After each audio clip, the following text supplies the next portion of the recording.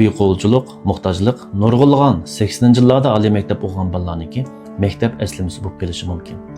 Bo'libmi o'zining oilasidan, yesidan chiqqan tuncha oliy maktab o'quvchilariga nisbatan elib aytganda, namratlikning vazni, mushkuloti texmi ig'ir, qatma-qat bo'lishi mumkin. Chunki ular o'zini emas, balkim butun oilasini namratlikdan qutuldiradigan mush vazifani bilib bilmay o'z ustiga ep qiladi.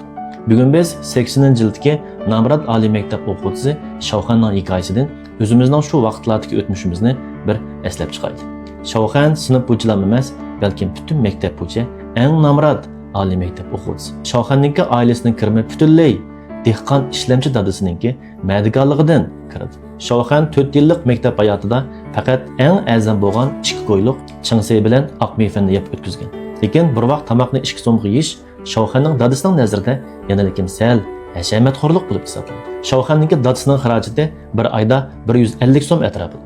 Shunga u o'ziningki balasiga bo'lgan ko'nishi ham mehr-muhabbat sababli yana 50 so'm qetib Shavxanga oyda 200 so'm turmush rasxoti berdi. Lekin Shavxanning bu turmush rasxoti butun sinf bo'yicha eng oz bo'lib hisoblanadi.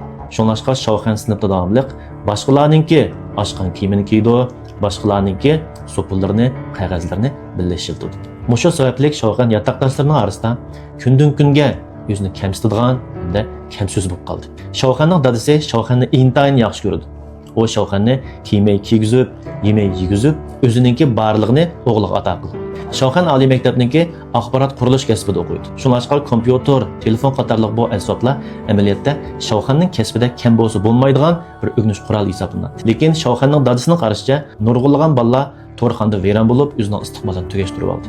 Shuningdek Shavxanning dadasi Shavxanningki bundaq narsalarga yaqin kelishiga hargiz yo'l qo'ya olmaydi. O'g'lininki yomon yo'lga kirib qolib, o'zining istiqbolini nobud qilishga hargiz qarab tura olmaydi. Shavxan o'zining oilasidan hamda butun yesidan chiqqan birdan-bir oliy maktab o'quvchisi. Shuningdek Shavxanning dadasi Shavxandan alohida faxrlandi, iftixorlandi. Hamda hamma yerlarda mening bir oliy maktab o'quvchisi bolam bor deb faxrlanib yuradi.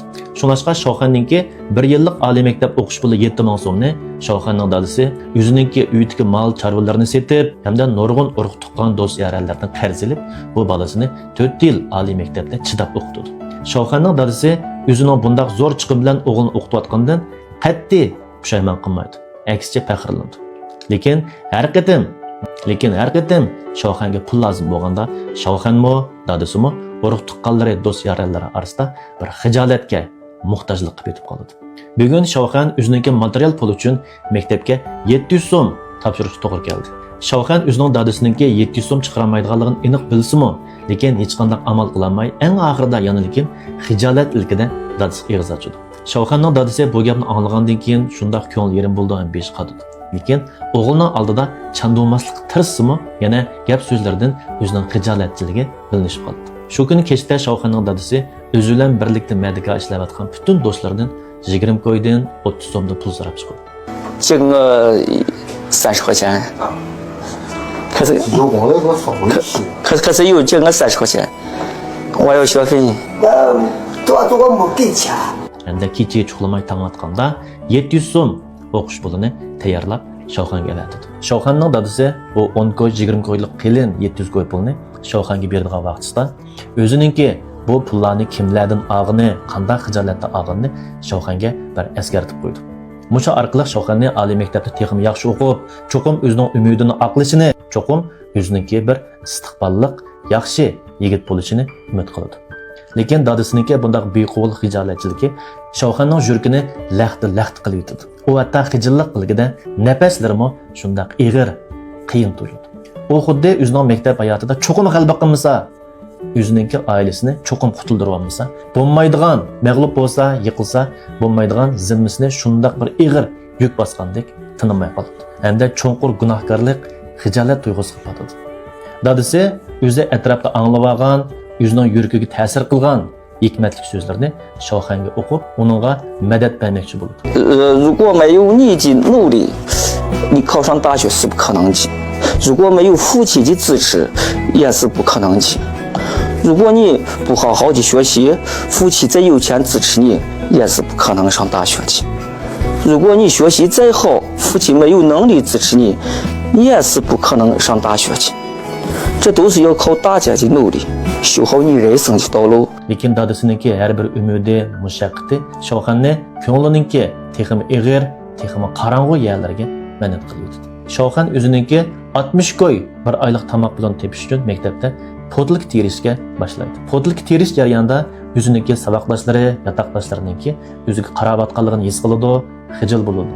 Lekin Shavxanga nisbatan dadasini xijil qilaverishdan saboqdoshlarininki masxarasi yengilroq to'yilgan bo'lishi mumkin. 我有时讲的时候也有人看了，就是看是，咱就是也就全当人家来看电影一样。 Shavxanninki yotog'ida 6 odam turadigan bo'lib, o'zidan boshqa ham yotoqdoshlarininki kompyuter, telefoni bor, hamda sharoiti xil yomon emas. Shavxanning saboqdoshlarida bor narsalarning hech qaysi Shavxanda yo'q. Garchi Shavxanning yotoqdoshlari Shavxanga shundoq ko'nadigan, o'zining oshqan-tashqan narsalarni beradigan bo'lsa-mu, lekin Shavxan bir oddiy 20 yoshlik bir bola. O yotoqdoshlari orasida borgansiri o'zini kamsitadigan, o'zini yaratmaydigan kamso'z bo'lib qoldi. O'rganish natijasimi toza ko'ngil tikidek bo'lolmaydi. Shavxanning dadasi yezdiki dehqonlarga qaraganda bir qadar ziyoli bo'lib hisoblandi. U har qatim bahor bayrami kelganda boshqalarga ancha-muncha she'r yezib o'zining ko'nglini xush qiladi. Shunlashqa Shavxanning dadasi o'zini yezdiki bir ziyoli deb qaraydi. Lekin mushkil salohiyat Shavxanning dadasiga ig'ir bir yuk bo'lib, cho'qim o'zining o'g'lini tarbiyalab, yurtdiklarning oldida yuzini yo'riq qilmasa bo'lmaydigandek, bunday ig'ir yukni o'ziga ortib qoladi.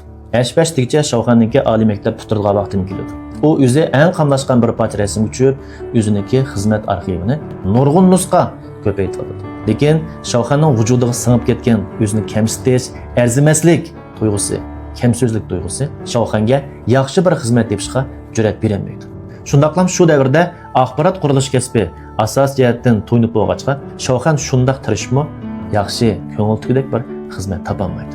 Shavxanning dadasi Shavxanga madad berish, uni texmi rag'batlantirish uchun o'zining Shavxanni o'qitish jarayonida 4 yil jarayonida ozgan 40 ming so'm boshqalarning qarz og'ini, kimdan qanday qarz og'ini, o'ziniki qanchalik mushkulotlarda Shavxanni oliy maktabda o'qitganini yana bir qatim qayta ta'kidlab turdi. 4年总能就是个3万多，将近4万元吧。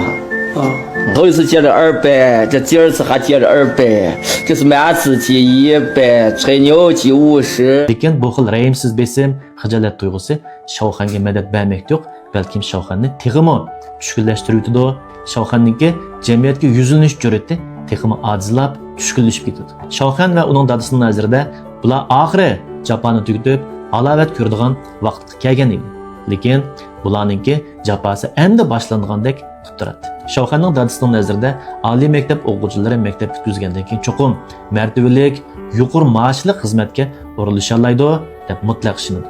Lekin Shavxan maktab bitirib uzun mazgil hech qanday xizmat topolmag'achqa, tushkunlashib ketgachga reallikqa yuzlanishga majbur bo'ladi. Shavxan oxirida boshqalarning do'konining oldida tashviqot varig'i taqtish, boshqalarga tomoq yetkazishdan iborat mush xizmatlarni o'ylashga boshlaydi.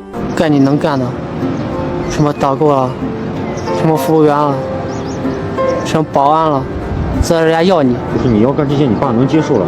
接受不了他也得接受，他也必须面对现实。 Lekin buni Shavxanning dadasi hargiz qabul qilolmaydi. Men bolamni oliy maktabda o'qitgan tursam, nimishqa bu menchilik xizmatga o'rilisholmaydi deb kallasida o'tmaydi. Shavxan oxirida tirishib tirimish orqali bir shaxsiy shirkatda kamera o'rnatadigan oyligi 600 ko'ylik xizmatdan birini topadi. Lekin Shavxanning dadasi buning toza rozi emas. O'g'liniki 4 yil oliy maktabda o'qib, o'zichilik bir kirimga ega bo'lganligiga ko'ngli yerim bo'ladi. Lekin o'g'lining oldida chandonmaslik tirishqanday qilgan bilan o'g'lining bu natijasidan rozi emasligi chiqib turadi. 一个能挣多少钱？你一个月都给600。哎呀，你看这，你600块钱，你能够做啥我吗？是你问我要就低了。作为一个大学生，收入都没有我普普通通在西安就是打工强。我一打工也一天能挣40-50块钱，不太理想，工作不太理想。 Shunlashqa hammamizningki arzu armonlari shundoq go'zal, parlaq bo'lishi mumkin. Hamda hammamiz o'zimizningki arzularimiz uchun butun kuchimiz bilan tirishishimiz mumkin. Lekin nurg'unlagan vaqtlarda reallik biz o'ylagandek undaq go'zal bo'lmasligi mumkin. Ishonamanki, Shavxanning bu hikoyasi nurg'unlagan o'zining yesida birinchi bo'lib oliy maktab o'tgan bolalarningki yuragiga tegadi. Shavxan balkim bir umr tirishib, namratlikdan qutulalishi mumkin. Lekin namratlikning asarati bo'lgan, o'zini kamsitadigan, o'zini yaratmaydigan bu psixikalik to'saqdanmi xeyli uzunda o'tishi mumkin. Shunlashqa agar sizningki oilangiz namrat bo'lib, siz g'alaba qilgan bo'lsangiz, cho'qim o'zingizni ravus bir quchoqlab, ahvolingizni bir so'rab o'ting. Chunki siz bu yo'ldan mang'icha boshqalardan 10 essa, hattoki 100 essa qurbonliklarni berdingiz, jafo mushaqqatlardan g'olib keldingiz. Shunlashqa mushkul sharoitda boshqalar osmonda uchib, ko'kda parvoz qilib borgan shu yerga siz piyoda tikanga desab keladigan ekan. Sizning albatta eng yortadigan, eng e'tirof qiladigan odamingiz dal o'zingiz bo'lishingiz kerak.